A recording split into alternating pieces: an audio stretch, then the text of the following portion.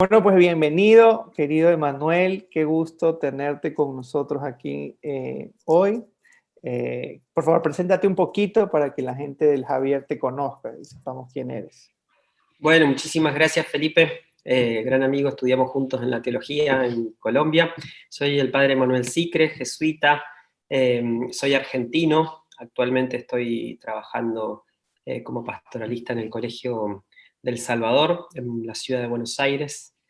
Eh, y el año que viene voy al Colegio de la Inmaculada en la ciudad de Santa Fe. Así que estoy en tránsito o por lo menos cerrando el ciclo aquí en el Colegio del Salvador. Tengo 37 años, ¿qué más puedo decir? Bueno, eso, por ahí. Eres escritor, poeta, ¿no? A ver, ¿cómo es Bueno, eso? quedan grandes esas palabras para lo que hago, pero me gusta escribir, digámoslo más honestamente, me gusta escribir, me gusta ensayar con las palabras las cosas que pienso, me gusta eso, y entonces trato de comunicarlo como pueda en las redes sociales, me gusta hacer pensar, amo la docencia, entonces me gusta también interactuar a través de las cosas que pueden surgir en una conversación y en una clase, entonces bueno, eso me entretiene y me gusta y me apasiona bastante. Qué bueno, Emanuel. Bueno, primero, gracias por tu tiempo. Sabemos que hoy es un día importante para Argentina. A ver, cuéntanos también un poco sobre eso. ¿Por qué estás de vacaciones hoy día? Bueno, no, hoy tenemos un día libre o un día de feriados porque celebramos la soberanía nacional. Entonces, bueno, la soberanía de la Argentina, como todos los países que tienen sus, sus celebraciones patrias, ayudan a recordar la necesidad de sostener, ¿no? Nuestros derechos y nuestras responsabilidades frente a la identidad nacional, que siempre están cuestionadas en esta época compleja. Entonces, bueno, creo que es un día para eso también. Pero por lo general, como la pandemia ha desdibujado todos los festivos y feriados, uno ya no sabe cuándo es domingo y cuándo es lunes y cuándo es, pero Eso aquí es estamos. cierto, eso es cierto. Uno después se pierde de los días porque le cambian el esquema. Muy bien. Oye, hablando de soberanías, ¿por qué no nos metemos desde ahí con el tema de Javier e Ignacio? Esto de Ujú. un vasco y un navarro juntos estudiando en París. ¿Cómo crees tú que nació esa amistad ahí? ¿Cómo le pondrías un término a estas dos nacionalidades, si se quiere, que tenían el uno y el otro, ¿no? En ese tiempo, en este tema de San Francisco Javier que estamos tratando de impulsar desde el colegio. Bueno, el tema de la amistad, ¿no? Ujú. ¿Cómo se puede ir profundizando esta amistad desde la diferencia? ¿Cómo lo ves tú? Bueno, creo que es una amistad de habitación, diría, en primer lugar, ¿no? Como cuando llega Ignacio ahí a París a estudiar, ya Javier estaba estudiando en París. O sea que, imagínate que llega un Ignacio con sus 38 años y un Javier que tiene muchos menos. Entonces ha llegado un viejo a instalarse en su cuarto. Ahí compartían la habitación eh, varios compañeros que tenían los mismos estudios y compartían los gastos, comían en esa habitación. Se ve que debe haber sido una habitación más o menos grande, donde tenían como una especie de departamentico, o departamentito, diríamos acá, ¿no? Cuando empiezo a hablar con ustedes, me sale algo de eso de haber tenido Cuidado, cuidado. Acuérdate que aquí está Ecuador, no es Colombia, cuidado. Debe ser que eso debe haber sido lo internacional a veces que se les cruzaba, no sé Así si habrán es. hablado en vasco, habrán hablado en latín, bueno, en español, en castellano, en fin. La cuestión es que creo que hay una amistad que se va forjando por el roce, diría. El roce, es una amistad de roce, de convivir juntos, de compartir estudios, de compartir la mesa, de compartir conversaciones. Y este último elemento de las conversaciones creo que es el que determina la existencia de la Compañía de Jesús, así me atrevo a decirlo, ¿no? Existieron conversaciones espirituales desde las que se filtró el espíritu que los fue llevando hacia la formación de la compañía. Ellos cuando se conocen ahí en París, ciertamente no tienen como el anhelo ya de hacer la compañía, de formar un grupo de compañeros al servicio de Dios. Se empiezan a conocer, se empiezan a entablar relaciones, a limar asperezas. Sabemos que Javier no era un personaje fácil, ¿no? Era un hueso duro de roer. Un hombre, Rudito le iba a decir San Ignacio, ¿te acuerdas?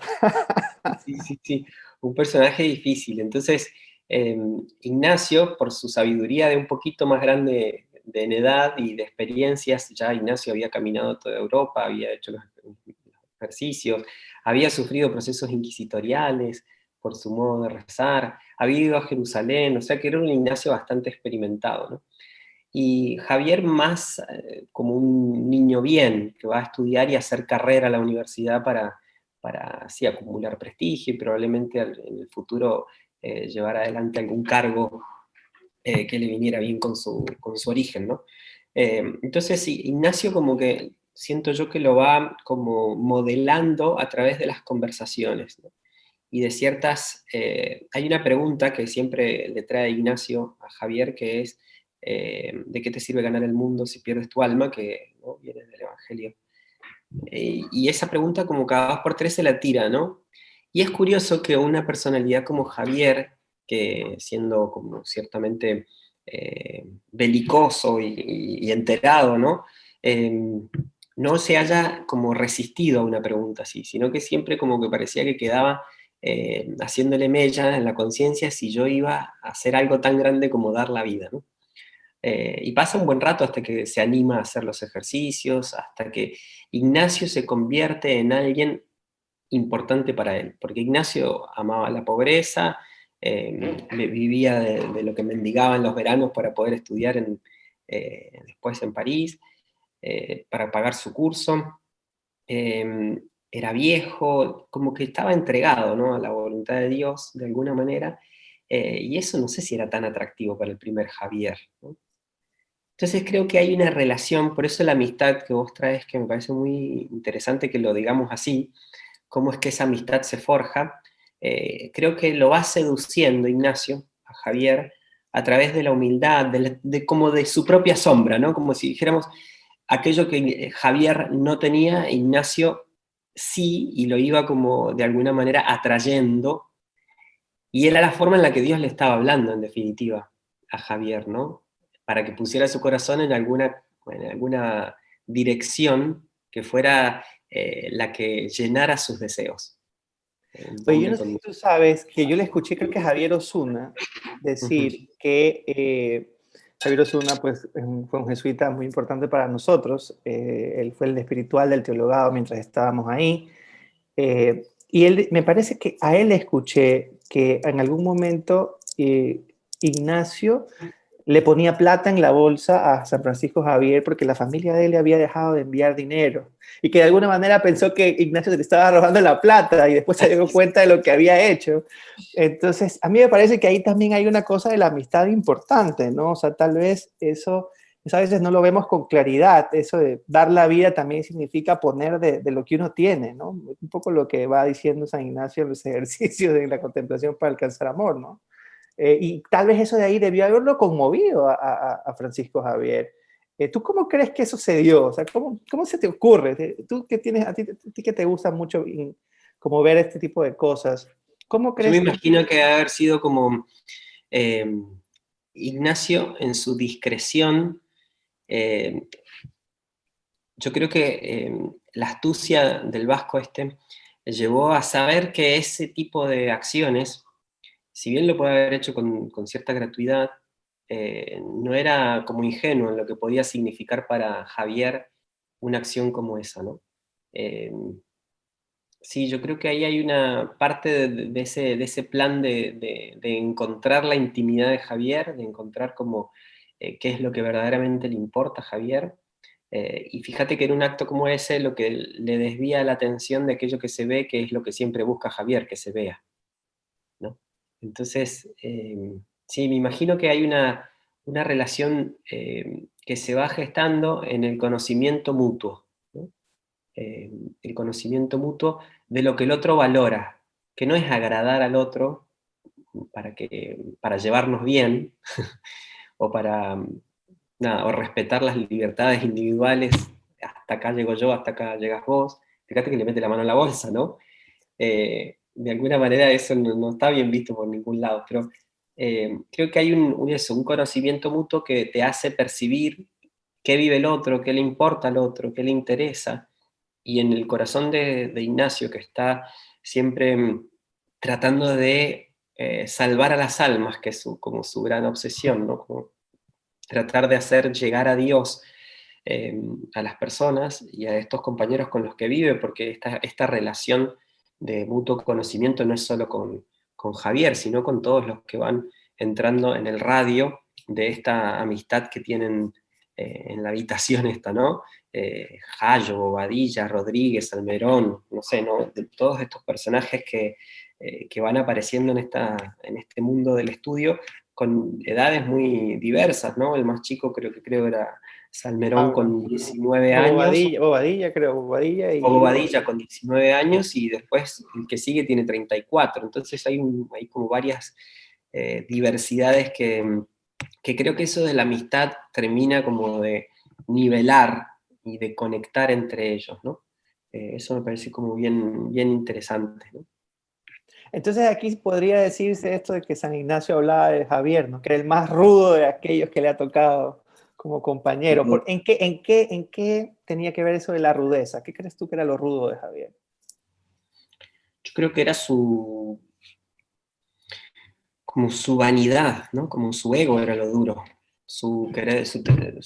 sí, su tenacidad en pensarse más capaz de lo que podía llegar a ser.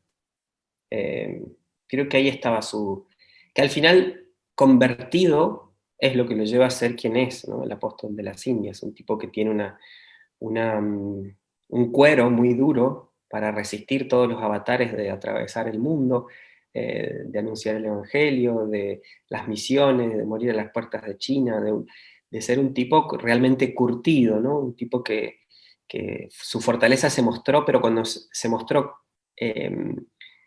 extralimitada, cuando dejó él de controlar la fuerza que tenía. O sea, cuando dejó asociar su fuerza con la fuerza del espíritu es que llegó a límites insospechados. Entonces yo creo que lo que hace rudo o duro a Javier era como esa vanidad, ese ego que lo hacía protegerse de las cosas que salían fuera de su control, ¿no?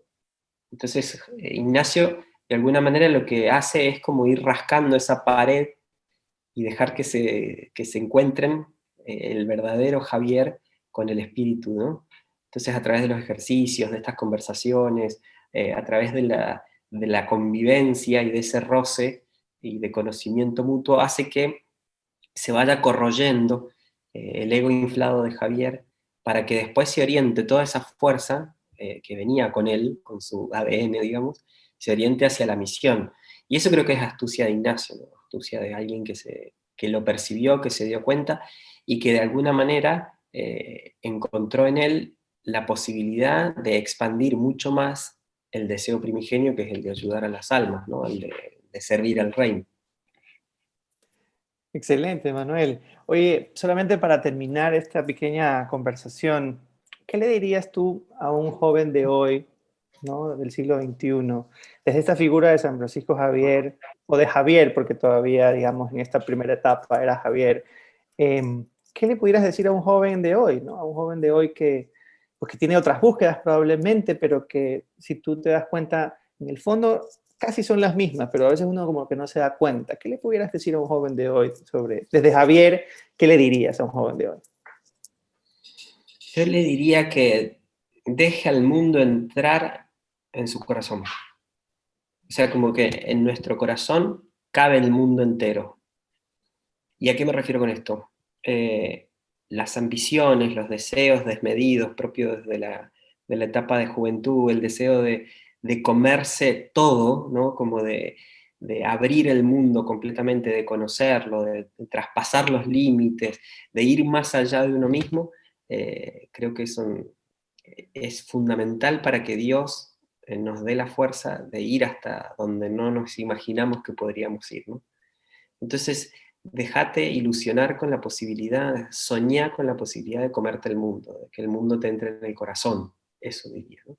Eh, y eso va a ser clave en un mundo que es cada vez más globalizado e internacionalista, pero menos universal. menos universal, es decir, que no nos dispersamos hacia un montón de cosas, pero no tenemos un anclaje, no tenemos un punto de unidad, un punto de unión que nos haga concebir al ser humano como ser humano, aquí en la China, en África, en Alaska, ¿no?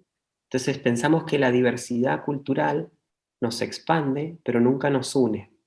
Cuando no nos une es cuando no podemos pensar que el mundo nos quepa dentro. Y el corazón de Dios, en el corazón de Dios está todo unido. El corazón de Dios, cuando ve a los hombres y mujeres de la tierra, ve a hijos e hijas. Entonces, yo creo que nosotros tenemos que animarnos a concebir el mundo como lo concibe Dios, con el deseo de sanarlo, de curarlo, de unirlo, ¿no?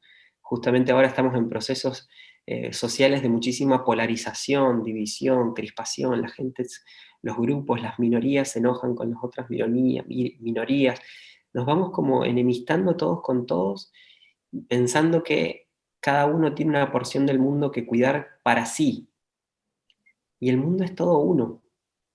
Entonces yo creo que en el corazón nuestro tiene que caber ese mundo al que queremos servir, en el que queremos estar. Yo iría por ahí. Muchas gracias, querido Manuel, por tu tiempo, por esta pequeña entrevista que realmente es más un Muchas diálogo de gracias. amigos. Eso. Nosotros también, no sé si seremos Ignacio y Javier, pero sí compartíamos ahí en Villa Javier, en Colombia, cuando estudiábamos juntos, compartíamos estudios, compartíamos conversaciones, y eso también Y la nos ha traído música, no te olvides. y la música, tanto hemos cantado. Ciertamente. Así es, así es. Bueno, pues gracias, Gracias a vos. por tanto cariño, por tus palabras y sobre todo por tu tiempo. Te mando un abrazo y gracias por todo. A toda la comunidad de Javier. Que estén muy bien. Gracias. Chau, chau.